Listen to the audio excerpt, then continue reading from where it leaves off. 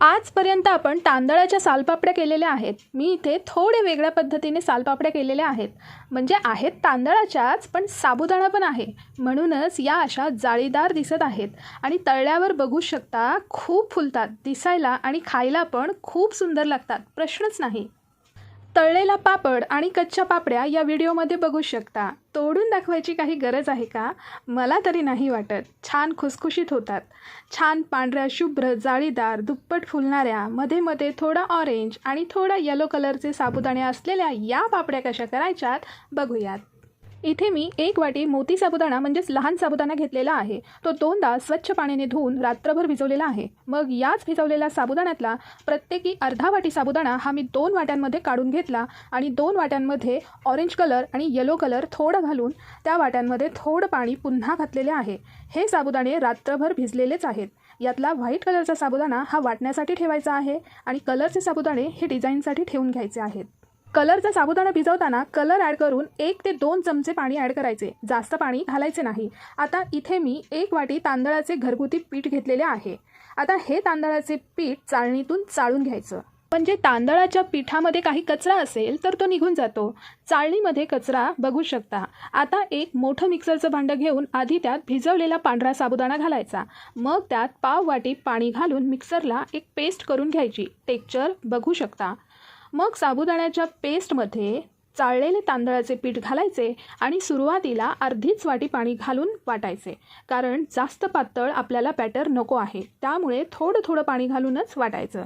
मिश्रणाची कन्सिस्टन्सी बघू शकता. या मिश्रणात मी टोटल 2 वाटी साधं पाणी घातलेलं आहे. पण अजून बघू शकता पिठाच्या गुठळ्या आहेत. तुम्ही घेतलेला तांदूळ किती जुना किंवा नवीन आहे त्यावर पाण्याचे प्रमाण अवलंबून राहील. मला इथे बरोबर 2 वाटी पाणी लागलेले आहे. कदाचित तुम्हाला कमी जास्त लागू शकतं.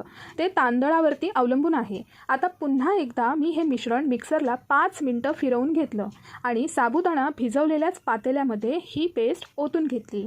पेस्ट ओतताना बघू शकता अजिबात पातळ नाही किंवा जास्त घट्ट नाही. हे मिश्रण अगदी रनिंग कन्सिस्टन्सीमध्ये आहे. बॅटरची कन्सिस्टन्सी ही इडलीच्या पिठापेक्षा थोडी पातळ आहे.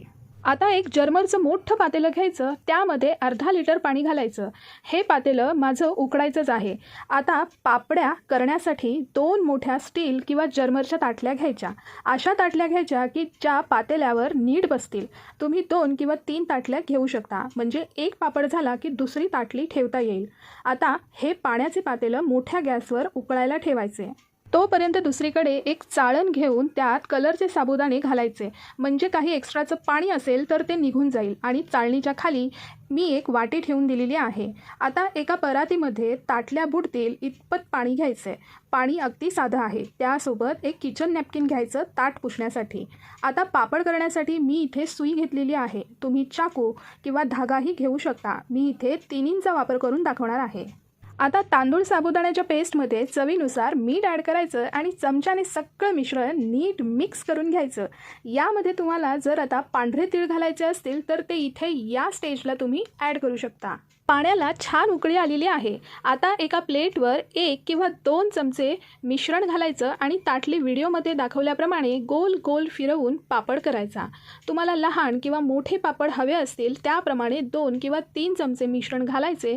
म्हणजे पापड लहान किंवा मोठा करता येईल. मी इथे साईज थोडी मोठीच ठेवलेली आहे पापडांची. व्हिडिओमध्ये बघू शकता. आता या पापडांवर आपले रंगीत साबुदाणे हे स्प्रिंकल करून घ्यायचे आणि हे ताट उकळत्या पाण्यावरती उपडी घालायचे 5 ते 6 मिनिटांसाठी.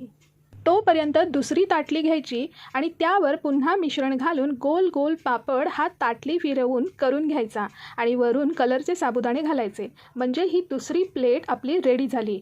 आता पहिली पापडाची ताटली काढून परातीतल्या पाण्यामध्ये घालायची आणि दुसरी पापडाची प्लेट ही पाण्यावर उपडी ठेवून द्यायची. आता पापड काढताना आधी सुईने पाण्यातच पापडाच्या कडा या मोकळ्या करायच्या चारी बाजूने. व्हिडिओमध्ये कृती बघू शकता. आणि अलगद पापड हातावर घेऊन लगेच पॉलिथिन पेपरवर घालायचा. हा पापड इतका सुळसुळीत असतो की तुम्ही जास्त वेळ हातात नाही ठेवू शकत. त्यामुळे जवळच एक पॉलिथिन पेपर अंथरून ठेवायचं. म्हणजे पापड काढायला सोपं जातं.